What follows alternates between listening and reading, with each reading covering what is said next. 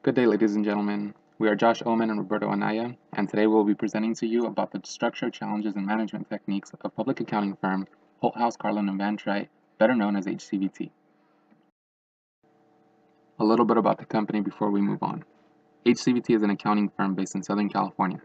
Founded in 1991 by its three eponymous managing partners, it is recognized as one of the top 40 accounting firms in the United States, with over $100 million in net revenue in 2015. It is also currently one of the fastest growing mid-sized firms in the U.S. with a 14.9% growth in 2015, according to Inside Public Accounting. Now on to HCVT's operations. The company operates primarily in Southern California, but has recently expanded into Fort Worth, Texas, and Park City, Utah. HCVT can attribute its rapid expansion to its management structure, sticking to its competitive advantages, and having a work culture and employee satisfaction rate that would be the envy of any accounting firm. HCVT achieves a high employee satisfaction rate by offering competitive salaries, plenty of opportunity for growth, and the opportunity to work with like-minded people. The goal for HCVT with its employees, as with any accounting firm, is to recruit the most talented individuals possible, and once on board, to retain those which fit in well with the company and promote those that stand out. HCVT focuses on four facets of the accounting spectrum. Number one is tax services, which a regular tax service is not unlike anything any other accounting firm does for its clients. These include filing and advising. Number two is audit services. This is a standard mandated service that all firms must follow. It is simply the policing and monitoring of internal finances, assets, and debts. Number three is business management and family office. This service consists of managing bills, accounts receivables, and special transactions that its customers may incur, such as acquisitions of large assets and property.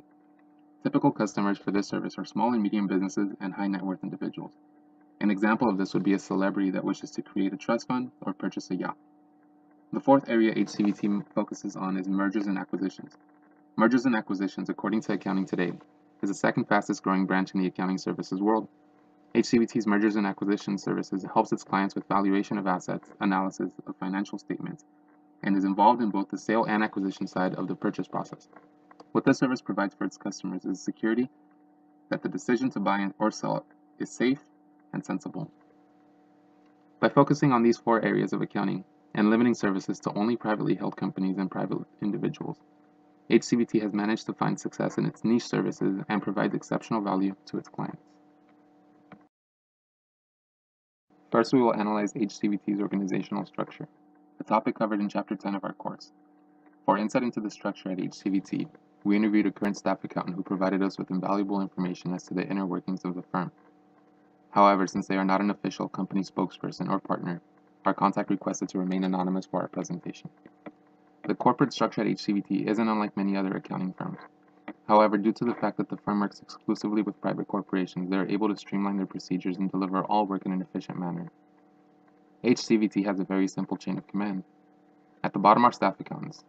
They perform the majority of the work that goes through the company. There are two types of staff accountants. Staff 1, which are accountants that are fresh out of college, and Staff 2, who are accountants that have been at the company for some years now. Above staff are seniors. These are accountants that have moved above staff but are not ready to take control of any particular functions of the firm. Seniors are in charge of delegating work to staff and are able to do more difficult tax functions. Above seniors are managers. This is the highest level of employment available at the firm. Managers can perform all accounting duties, including multi-state returns, and can even bring in clients and manage the firm. All problems that are too difficult to handle go to managers. Above managers are partners, who are the owners of the firm. There are nearly 50 partners at HCVT, and the number is increasing. There are two tiers of partners, equity partners and guarantee partners. Equity partners earn in correlation to the firm's performance and growth, while guarantee partners earn a flat rate every year. Work is delegated down through the chain of command to whomever is best seen fit to serve a particular function. The work is then revised as it makes its way back up until it reaches a manager or partner, who then turns in the assignment to the client or the IRS. This structure is seen as the most effective method at the company, but what's most appreciated by the staff is that they feel good knowing that their work is being reviewed before it reaches the managers and partners. The goal set forth for new staff accountants is to have them learn all they can before they move up to the next step in the hierarchy. Secondly, we will analyze ethics at HCVT. Managing ethics and social responsibility are the topic of Chapter 5 in our course. Accounting isn't typically a hot issue in today's society, but when it does come to the forefront, it is usually attached to an ethics issue and is typically negative. The accounting world is very well aware of the scrutiny and judgment that comes from such bad publicity. Therefore, firms attempt their best to do what they can to make sure their accountants perform all tasks in an ethical manner. At HCVT, our interviewee told us about some of the steps that the firm takes to ensure good ethics.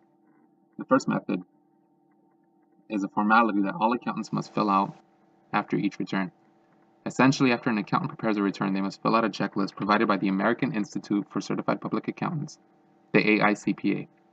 The checklist serves as a reminder to the accountant that there are penalties for making false statements on behalf of a client for any reason at all.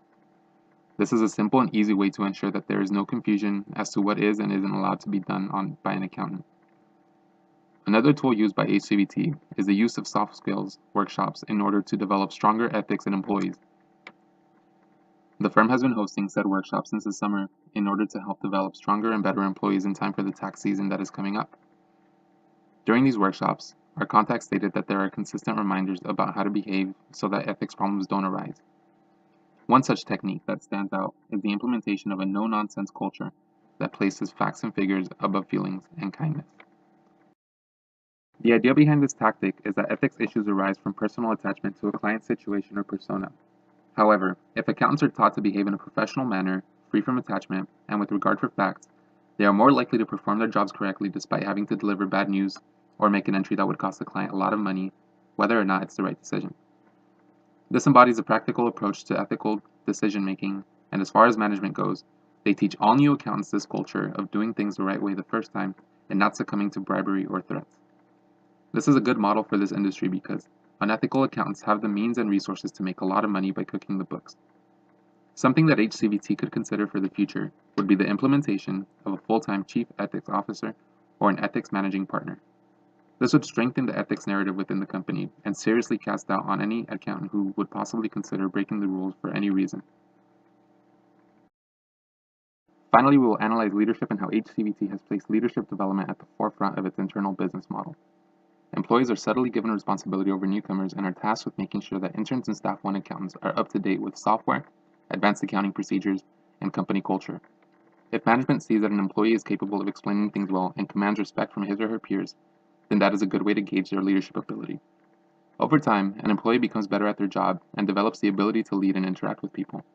This fits in with the way everything else is learned at the company, which is by doing it on the job. Thank you for watching our presentation on HCVT and the inner workings of the company. They are a very well-managed firm and are headed in the right direction thanks to their management. They are a good company to watch in the future and will be at the forefront of the accounting world for years to come.